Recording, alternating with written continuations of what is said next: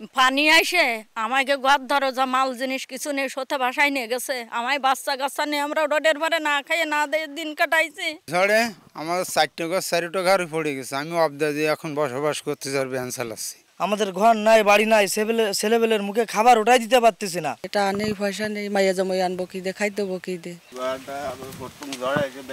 ঘূর্ণিঝড় রেমালে পুরোপুরি বিধ্বস্ত এই বাড়িটি খুলনার পাইকগাছা উপজেলার দেলুটি ইউনিয়নের মোস্তফা গাজীর। ঝড় চলে যাওয়ার ২০ দিন পার হলেও মেরামত করতে পারেননি একটুও। উপায়ন্তর না পেয়ে ৫ সদস্যের পরিবার নিয়ে থাকছেন সড়কের ওপর খোলা আকাশের নিচে। পাননি সরকারি বা বেসরকারি কোনো সহায়তা। তাই ঈদ নিয়ে কোনো কিছু ভাবনাতেই নেই তার। কোনো অনুদান পাইনি, কিভাবে কি করবো? এই ঈদ সামনে, ঈদটা কোনো বাজারঘাটও করতে পারিনি।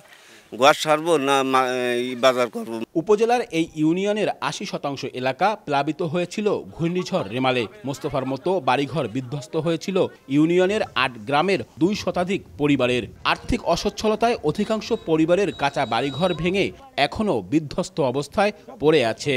ব্রাইট লক টেকনোলজি সাধারণ পাউডারের তুলনায় দেয় দ্বিগুণ উজ্জ্বলতা। রিন অ্যাডভান্সড দেয় দ্বিগুণ উজ্জ্বলতা। প্রতিদিনের খাবারের জন্য নিদারুণ কষ্টে কাটছে তাদের জীবন। থাকতে হচ্ছে খোলা আকাশের নিচে। খাদ্য সহায়তা কেউ কেউ পেলেও ঘর পুনর্নির্মাণের জন্য টিন বা বাঁশ পাননি কেউই। এসব সংকটের মধ্যে ঈদে নতুন পোশাক কিংবা ভালো খাবার কোনো কিছুই চিন্তাও করতে পারছেন না তারা।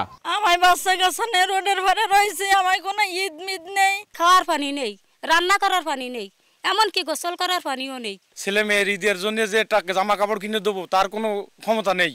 ঈদের পরে বসতবাড়ি পুনর্নির্মাণের সহায়তার দায়সারা আশ্বাস স্থানীয় জনপ্রতিনিধির।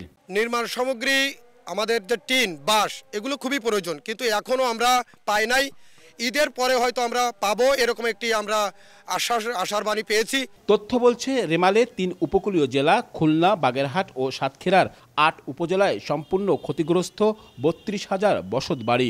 এর মধ্যে খুলনায় ২২,০০০, বাগেরহাটে ১০,০০০ আর সাতক্ষীরায় ২৫৬টি বাড়ি। এছাড়া আংশিক ক্ষতিগ্রস্ত হয়েছে আরও ৭০,০০০ বাড়িঘর।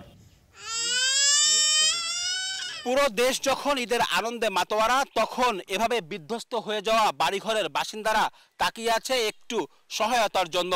আনন্দ নয়, বরং একটুখানি মাথা গোজার ঠাঁই আর একটু ভালোভাবে বেঁচে থাকার আকুতি তাদের চোখে মুখে। খুলনার পাইকগাছার দেলুটি থেকে আব্দুল্লাহ আল মামুন রুবেল, সময় সংবাদ।